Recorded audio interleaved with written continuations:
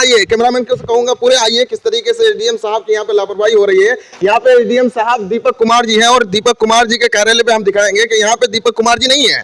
2 घंटा से यहाँ पे पब्लिक वेट कर रही है, लेकिन अफसोस की बात है यहाँ पे जो है देखिए यहाँ पे एसडीएम साहब नहीं है और एसडीएम साहब को लगातार कॉल किया गया है कि एसडीएम साहब आए यहाँ पे, लोगों की जो है बातों को सुने, पक्ष और विपक्ष दोनों चीजें जो है क्या रख रही है, क्या समाधान है। लोग यहाँ पे जुड़े हुए हैं हमसे, यहाँ से लोगों की समस्या किस तरीके से बढ़ती जा रही है विवाद होने पर, और लोग जो है आपस में लड़ने के पीछे पड़े हुए हैं। लेकिन जब लड़ाई हो जाएगी उस वक्त हमारे जो है सीएम साहब जो है उस वक्त जाके जो है काम को संभालते हैं। लेकिन सवाल यह है कि उससे पहले ही काम को और समस्या का जो है समाधान किया जाए। यहाँ हमारे साथ जो ग्रामीण आप देख रहे हैं, इनकी समस्या यह है कि इनके जमीन पर अवैध तरीके से कोई कब्जा कर लिया है और एसडीएम साहब को जब इसकी जो है आदेश दी गई कि सर आप जो है उस जगह पर जो अवैध तरीके से कब्जा किया है और जिसने जो है जबरन कब्जा किया है, आप जो है उसको हटा करके इसको जो है वो जमीन दिलवा दिया जाए, इसका कब्जाबारी दिलवा दिया जाए। लेकिन इनसे साथ क्या घटना घटी है अगर सुनेंगे तो आपकी भी नींद हराम हो जाएगी। अमिल भाई क्या समस्या है? मेरे साथ में समस्या है कि मेरी एक जमीन है 180 गज का प्लॉट, 40 साल से मैं काबिज हूँ वहाँ। तो उसके बाद कुछ दबंग लोगों ने वहाँ कब्जा कर लिया। मैं एक कमरा बनाया है 4 दीवारी, तो वहाँ बना रहा था, मैं लेंटर डालने वाला था। तो उसके बाद उन लोगों ने झगड़ा करके मेरे साथ मार पिटाई करके वहाँ ज़बरदस्ती कब्जा करने की कोशिश की। मैं आया एसडीएम साहब के पास कि सर इस तरीके से बात है। एसडीएम साहब ने चेकिंग करी, जाँच की, फिर पटवारी साहब से कहा कि भाई तुम बताओ इसके मामले में, मैं जानता नहीं हूँ, तुम जानते हैं।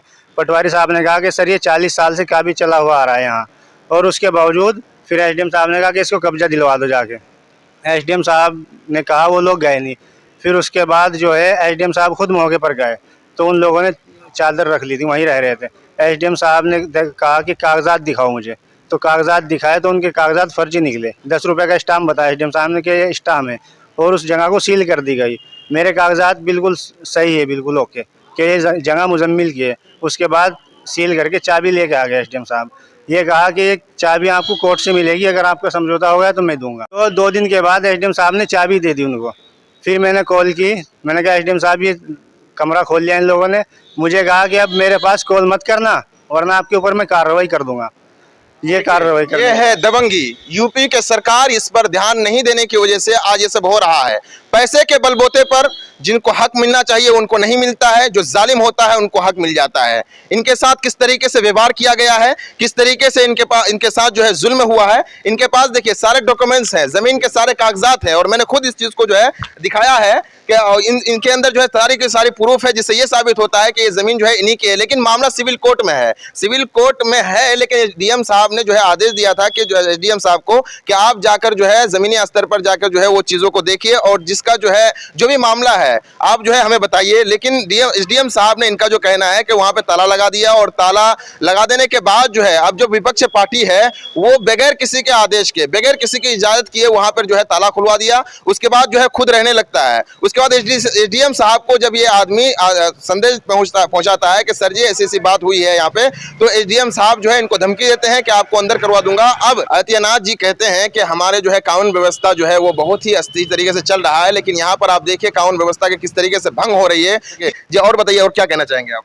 मैं एसडीएम साहब के पास आया था अपने वकील साहब को लेकर के, तो वकील साहब को ये कहा है एसडीएम साहब ने कि भाई मैं क्या करूं, मेरे पास नेताओं का दबाव पड़ रहा है भाजपा के। अब ये बताइए एसडीएम साहब, आप नेता बड़े हैं या डीएम साहब बड़े हैं जिसने डीएम साहब ने ऑर्डर किया है, या डीएम का ऑर्डर मानेंगे आप या नेताओं का ऑर्डर मानेंगे?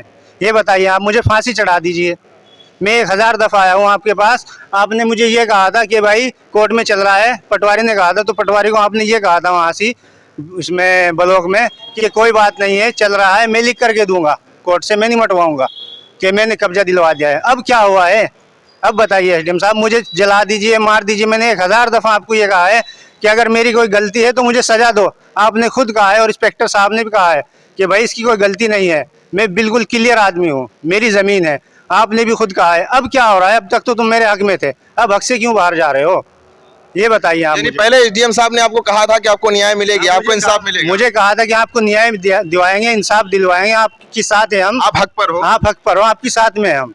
ब्लॉक में इलेक्शन हो रहे थे, वहाँ एसएसपी साहब थे, डीएम साहब थे, ये बाहर निकल गए थे।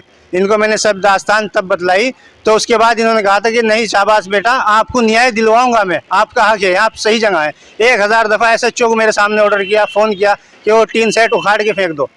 फिर उसके बाद ये क्या हुआ है कि मेरा ही टीन सेट उखड़वा दिया है। आज वो लोग घर में रह रहे हैं, भूस डाल रहे हैं, शगुन से होका पी रहे हैं, मुझे घर में रहने भी नहीं दे रहे, मारने के लिए तैयार है वो लोग।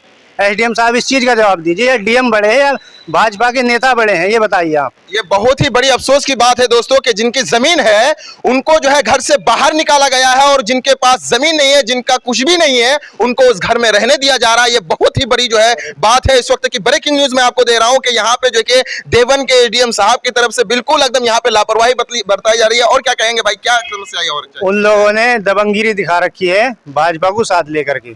कोई बंदा मेरी साथ में नहीं खड़ा। एसडीएम साहब से ये सवाल करूंगा मैं सामने आकर के, आपने मुझे सब बातें कही, और ये बताइए आप जबानी लफ्जी बात करेंगे या कागजी कार्रवाई मान लेंगे, ये मुझे बताइए। और दूसरी बात ये है कि मैं 1000 दफ़ा आपके पास आया हूँ, आपने मुझे कहा कि तसल्ली दी कि बेटा मैं आपका काम कराऊंगा।